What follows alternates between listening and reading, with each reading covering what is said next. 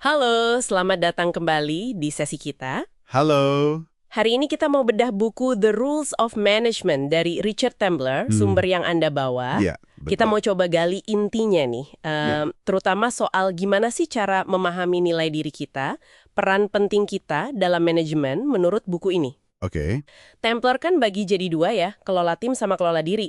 Nah, kita lihat irisannya. Gimana kelola diri itu ngebentuk kesadaran akan pentingnya diri kita. Siap.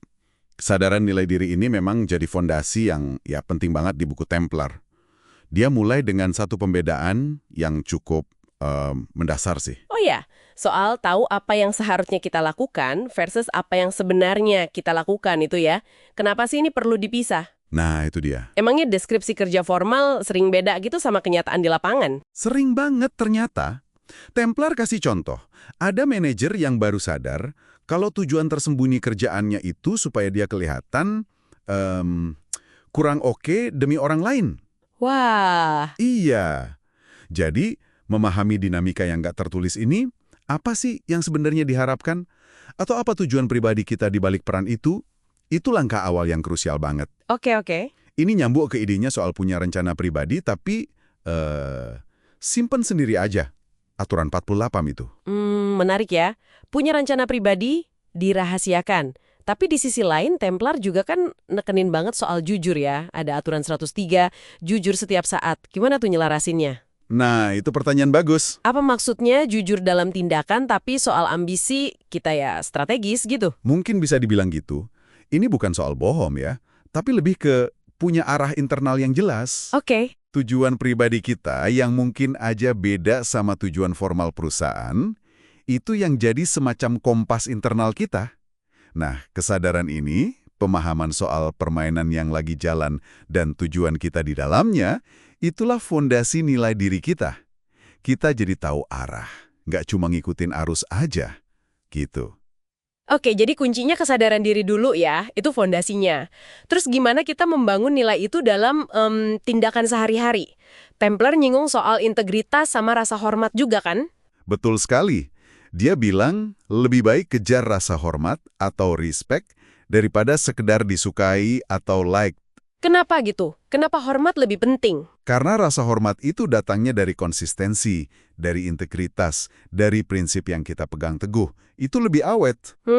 Jadi waktu kita nolak ambil jalan pintas, atau kita jaga kejujuran terus-menerus, kayak di aturan lain yang Anda sebut tadi, itu bukan cuma soal etika loh. Bukan cuma etika, terus apa dong? Apa makna di baliknya? Itu sebenarnya penegasan. Penegasan bahwa kita menghargai peran kita sendiri dan standar yang kita bawa. Oh, Kita nunjukin kalau posisi dan tanggung jawab kita itu ada bobotnya, gitu. Jadi integritas kita itu jadi cerminan langsung dari seberapa besar kita menilai diri dan peran kita. Ini yang bangun reputasi solid, bukan popularitas sesaat. oke, masuk akal banget. Terus tanggung jawab nih, kayaknya ini tema besar juga ya yang nyambung ke nilai diri ini. Ya, betul. Misalnya aturan soal ambil tanggung jawab kalau tim bikin salah. Sepintas kan kayak, wah rugi dong kita. Nah, ini sering disalahpahami, justru kebalikannya. Kebalikannya di mana? Waktu kita, sebagai pemimpin ya, berani pasang badan buat tim, bukannya malah cari siapa yang salah, itu justru nunjukin kekuatan karakter, kepemimpinan sejati. Ah, oke. Templar melihat ini sebagai ciri pemimpin masa depan, gitu. Ini nunjukin kalau kita paham bahwa tanggung jawab akhir ya ada di kita sebagai pemimpin. Jadi ini nyambung juga sama ide buat ambil komando dan kendali sama berjuang mati-matian buat tim itu ya. Aturan 106 sama 95 kalau nggak salah. Tepat sekali. Nyambung banget. Artinya, nilai kita itu nggak cuma soal apa yang kita lakukan sendiri, tapi juga gimana kita mimpin dan ngelindungin tim kita. Persis. Mengambil alih komando pas situasi butuh, terus ngebela tim dari tekanan luar, itu manifestasi kuat dari pemahaman kita soal peran penting kita. Ini yang ngebangun loyalitas tim. Dan secara aktif, negasin nilai kita buat mereka dan buat organisasi. Kita jadi penting, karena kita berani mimpin dan tanggung jawab penuh. Oke, jadi tadi ada kesadaran diri, terus integritas, lalu tanggung jawab. Nah, Templar juga nyaranin buat nggak main politik kantor kan ya? Aturan 90. Gimana nih hubungannya sama nilai diri? Bukannya politik kantor kadang ya gitu deh susah dihindari.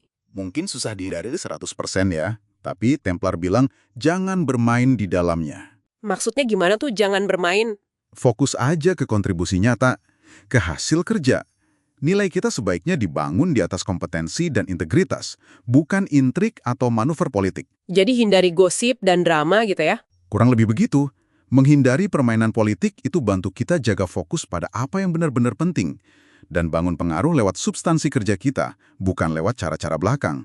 Ini pilihan sadar sih, soal gimana kita mau nilai kita diakui orang. Oke, jadi kalau kita rangkum dari buku Templar ini ya, soal tahu nilai diri dan pentingnya peran kita itu, intinya bukan soal jadi sombong atau merasa hebat gitu ya. Bukan itu. Tapi lebih ke kesadaran mendalam soal peran kita yang sebenarnya, terus menetapkan standar tinggi lewat integritas, berani ambil tanggung jawab kepemimpinan, dan fokus ke kontribusi positif. Gitu ya? Tepat sekali. Sangat bagus rangkumannya. Dan mungkin sebagai penutup nih, ada satu paradoks menarik dari buku ini buat Anda renungkan. Oh iya, apa tuh? Di satu sisi, Templar kan ingetin kita ya, kerjaannya cuma kerjaan.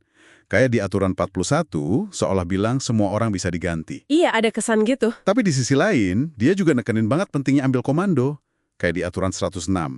Terus tahu tujuan kita, aturan 43. Dan bela tim mati-matian, aturan 95.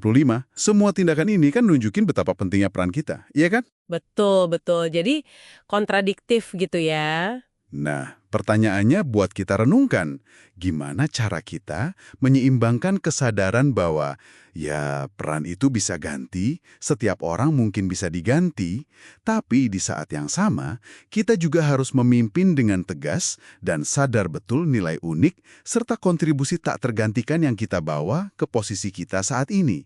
Itu tantangannya.